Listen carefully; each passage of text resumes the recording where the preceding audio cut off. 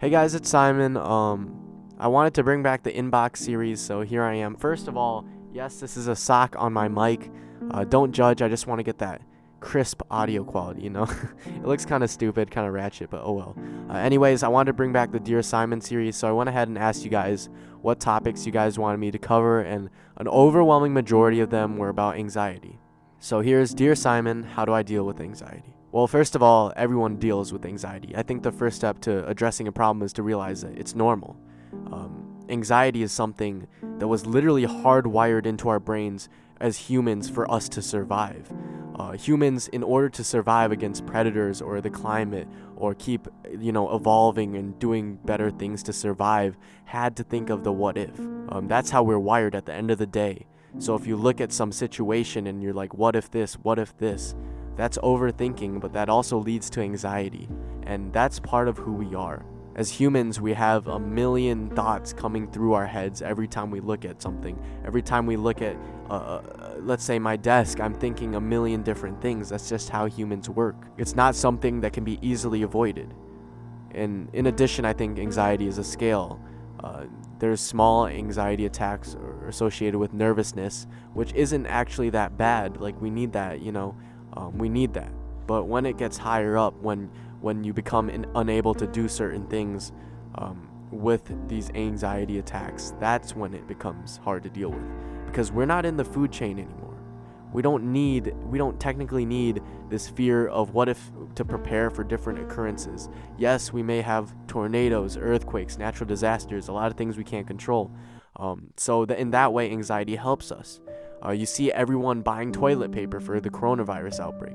That's anxiety. There's a lot of anxiety because humans want to control everything. But the first step to getting out of that is to realize that you can't control everything. There's a lot you can't control, and that's what you have to realize. I know it's hard, but anxiety comes from not being able to grab certain things and have an answer. I think that's the key concept you have to hold on to there. You're not going to be able to control everything. Think about what you can control. If you have some big event tomorrow, think about how you can control that. Take small steps. Drink a lot of water tonight. Eat some good food. Go to sleep early. Read a book to calm your nerves. Anything like that. You want to do what you can in the moment. I've dealt with this before where I'm an overthinker. I do this a lot. I kind of freak out. I want it to be the next day, if I have something that day or something that is pending or someone needs to respond to me, I want it to immediately. So I end up doing stupid things because I want to do something. And that's something hard to deal with because you're sitting there, you're waiting for a response, and you can't do anything. That's that fear of not having control. And that's something you have to learn to let go of. It's not going to be easy, but I think it's possible.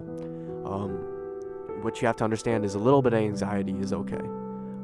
What I've learned to do is I read this somewhere that the feeling of excitement and anxiety or nervousness are basically the same thing, which means when you have low levels of anxiety or nervousness for a situation, you can actually hijack your brain into turning that into excitement if you just believe, right?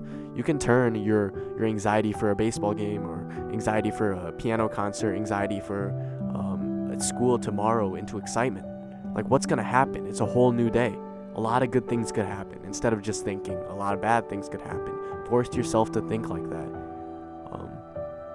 I think that helps a lot. But for the heavy anxiety attacks, you have to realize that there's a lot you can't control. Keep yourself occupied by reading, doing small things you like to do, drawing, and realize that a lot of the time it's gonna happen better than you expect. Actually, I'd say almost every single time it happens better than what you expect.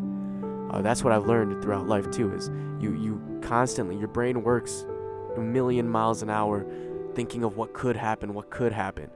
But think about it. If you did think the right thing that could happen, you're never gonna know that until the next day, so why worry about it?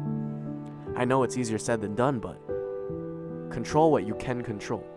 If you figure out how to, this is why I repeat this all the time. If you figure out how to control what you can control in life and leave the rest up to the universe, leave the rest up to chance, you're going to do great.